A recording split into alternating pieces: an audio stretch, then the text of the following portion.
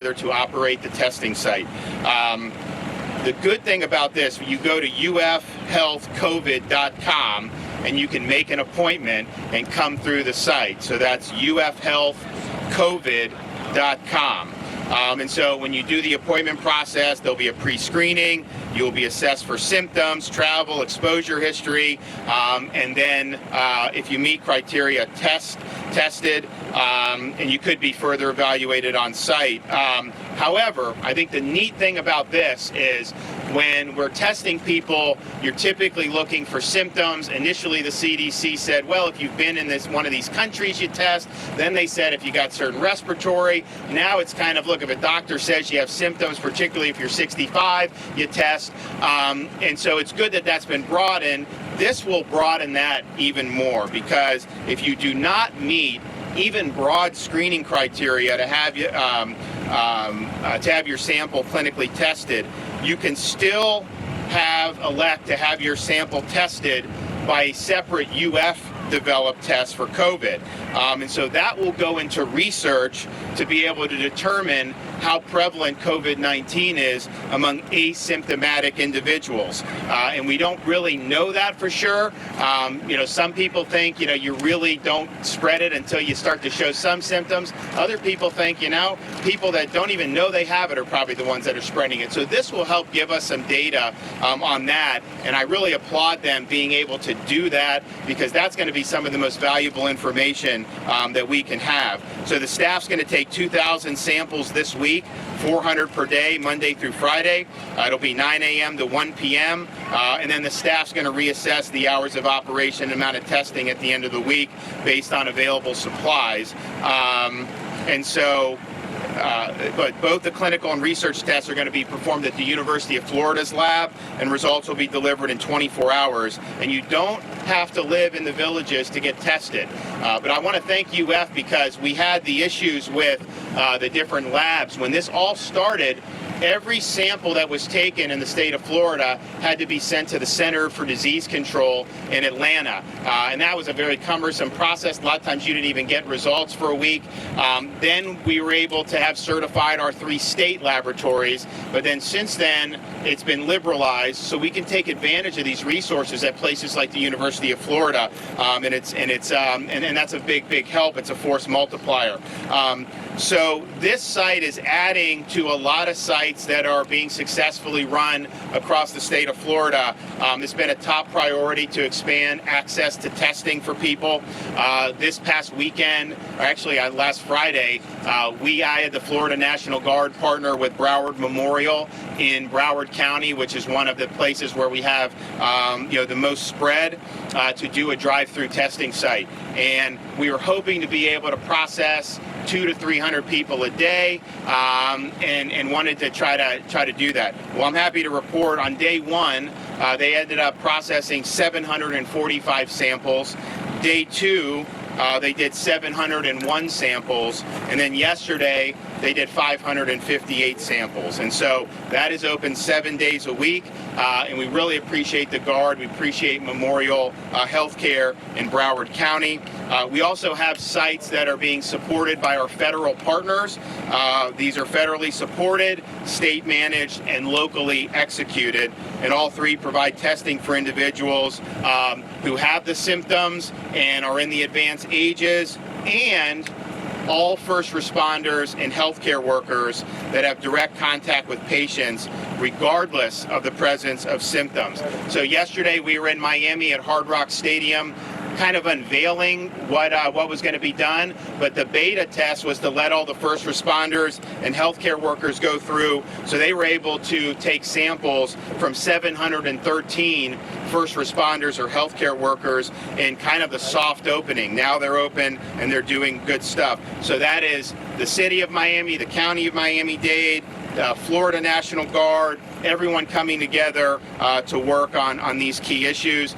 We also had a similar site that's federally supported in Jacksonville, at the Jacksonville Jaguars Stadium. Day 1 was 288 samples. Day 2 was 141 samples. They could have processed more. The traffic was actually pretty light. Maybe that's a sign that there's not as many symptoms in Northeast Florida. Let's hope that. But that's going to continue to be open and look to process as many tests as we can. And again, that's the city of Jacksonville, Jacksonville Sheriff's Office, Jacksonville Fire and Rescue, working with the county health department and doing really a good job. So I salute them for that. And then another site is going to be opening on Wednesday in Orange County at the Orange County Convention Center. It's going to be a similar setup to what we have in Hard Rock Stadium in Miami and in the Jag Stadium in Jacksonville. So there'll be more information put out about that. But we obviously want to expand access to testing for people in Central Florida. And I will say that if you look, as we've seen more infections, we've seen huge increase in testing from what we were doing just a week ago. Part of that is because of our efforts here, but a lot of that is because, the hospitals are testing more.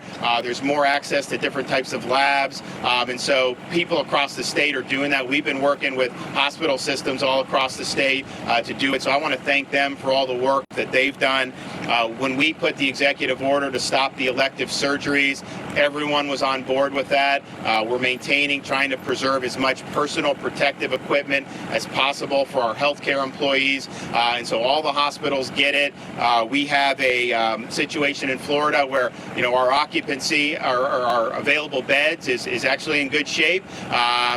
We obviously are planning for contingencies, but part of that is because they've really managed this well, and they are looking to see what happens, and they want to be able to handle what happens. With our nursing homes and ALFs, and I want to say most of them have been fantastic. Once we started to get more information on this virus early on, you started to get data out of these other countries. It was pretty clear that the people that were most likely to suffer hospitalization or fatalities were people who were elderly and or had serious underlying medical conditions. And obviously, if you had both, you were in a real danger category for it. And so once that happened, we knew our nursing homes and ALFs, the residents there needed to be protective. So we issued very stringent requirements about access to those facilities. Center for Medicaid Services, they followed a few days later and did something similar. Across the state, most of the folks are really working diligently. They're taking temperatures. They're asking where you've been. They're making sure if you have any type of symptom, you are not allowed near any of the residents. We did have one problem facility in Broward County, and we've got a lot of people on site there policing that. It's sad that it would come to that because you think you would want to do all you could to protect the residents, but that is something that is very, very important. We've also, with the ALFs and nursing homes, we want all nursing homes and ALF throughout the state to have enough personal protective equipment so that any staff member that interacts with a resident at least has one of those respiratory masks. We'd like them to have the gloves and the other stuff, but at least you have that. And so to begin this effort in the next 48 hours, the Department of Emergency Management and Department of Health will be sending out the following to facilities throughout the state. Almost 60,000 N95 masks, 141,000 procedure masks, almost 27,000 shields, 22,000 gowns, and 78,000 gloves. And so that is something that's very important, particularly given the demographic that we're looking to protect against COVID-19. Many of you seen, we've seen the numbers. Florida broke the 1,000 threshold for positive cases. But I would say if you look at those numbers, we're expecting that. We're expecting to continue to see more. That's just the nature of this, and partly the nature of when you're really expanding testing, you're going to see more cases. One thing we've noticed in the data is when we started this after the first few weeks, the number of people that tested positive had a hospitalization rate of almost 40%. So that was very problematic. Now that hospitalization rate is going down. It's now under 20%. The case fatality rate has gone down. We obviously assume there's more people that have it who don't have serious symptoms. And so those are just data points that we're tracking. But clearly, we don't want anyone to get it. But if you do get it, we want you to be in one of those groups where you're not going to be at risk of a fatality or serious hospitalization. And that's what a lot of our efforts are geared toward, protecting the most vulnerable. So we have a couple folks, want to thank President Fox from University of Florida. When we asked them to help with this, they immediately responded. In fact, they were already doing things to try to help in this fight. We're proud of our research universities, and this is the type of thing that's tailor-made for them to really make an impact. And I think they're able to probably do some things that some of the local, state, or even federal agencies are not going to be able to do. And so I really applaud them for all that they're doing. We're proud to have them. And I also want to thank Jared Moskowitz, our emergency management director. He's been working tirelessly. We're going to have huge amounts of supplies coming in on N95 masks over the next few days. Let me tell you, that's very difficult to get nowadays. There's a worldwide crush on these things because of this virus. So Jared's in the trenches every day trying to get as many supplies for our healthcare workers as we can. And so I really want to thank him for his efforts and thank him for helping with the other test sites. So I'm going to let him come and say a few words, and we'll hear, do we want one of the doctors? Do one of you guys want to say a few words? Okay, so Jared, and then we'll go. Governor, thank you. Thank you to the University of Florida and to the Villages. We've been talking about the Villages for several weeks now. In fact, I held a roundtable with all partners around the state 3 weeks ago. The Villages, ALFs, nursing homes, when we started to realize that this was a virus that significantly impacted our senior population in a different way. And so it's excellent that this is now happening.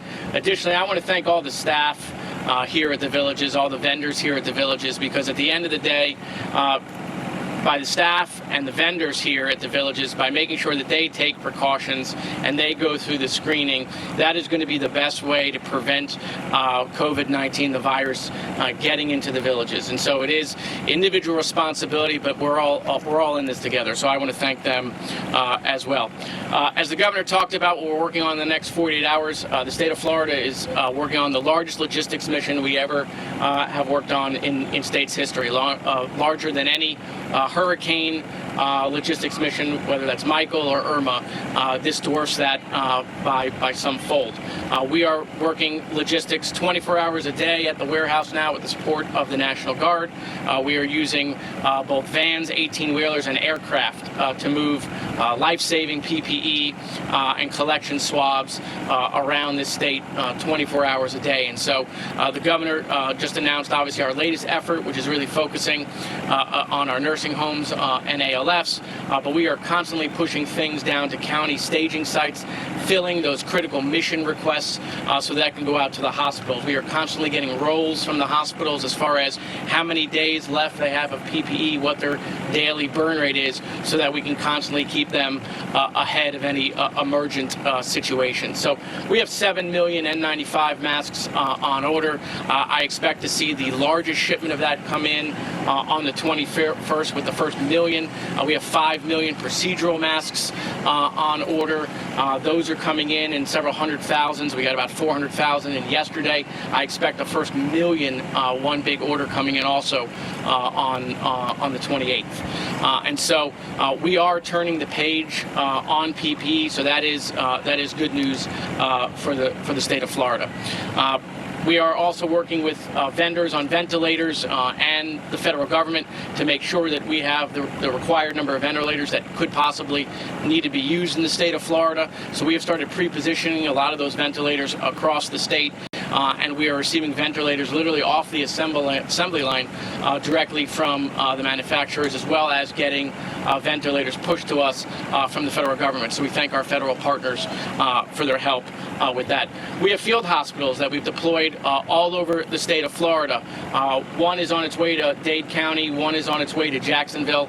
One actually is not too far from the Villages, that's already pre-staged, and then one is in Broward County, which is actually being assembled as we speak and should be up and running in the next couple of days. Right now we don't see a need for folks to be going to a field hospital, but we want to have that up and running. And so we're helping to operate those with over 300 nurses that we have on contracts, as well as our 300 medics in the National Guard. And so I want to thank the National Guard and the General for all of their efforts.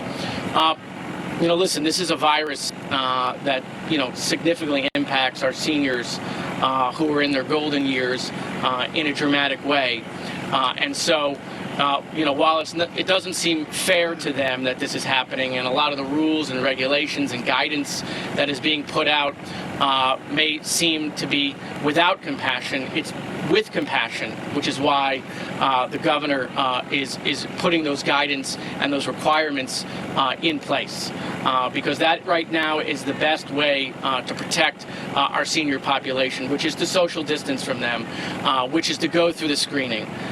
So if we can continue to do that, it's going to take everybody. We've been messaging to younger people for the last several weeks now about social distancing, and that there's feedback out there that COVID ruined their spring break, but you can ruin somebody's life here at the Villages if you don't social distance from our elderly population. If you're not feeling well, stay home. You should be in your home anyway. There's no reason right now to be going to events, even if that event is going on, which would be in contradiction to the governor's instruction. So please heed the warnings, listen to the guidance, do the screening. If you have a neighbor that's elderly and you're worried about their supplies, call them. See what they need, drop the supplies outside their door. You could be a hero making sure that you're taking care of the elderly. So, Governor, thank you, President Fox. Thank you.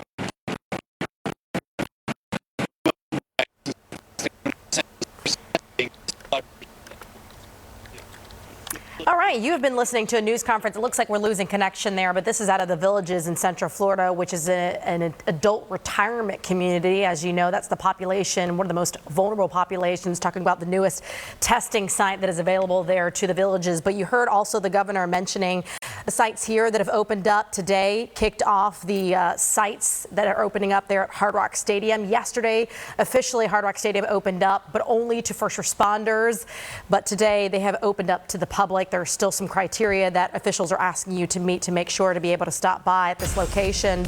But one thing that we are seeing that he says is we are seeing these cases are increasing, and they expected to see that because more testing is available. So we're going to take a quick break, and we're going to be back here for the Midday Newscast in just a few minutes. BB Rexa. My brothers. My best friends are obsessed with you guys. Just your best friends, huh? Just phone, yeah. The Voice, new tonight on NBC.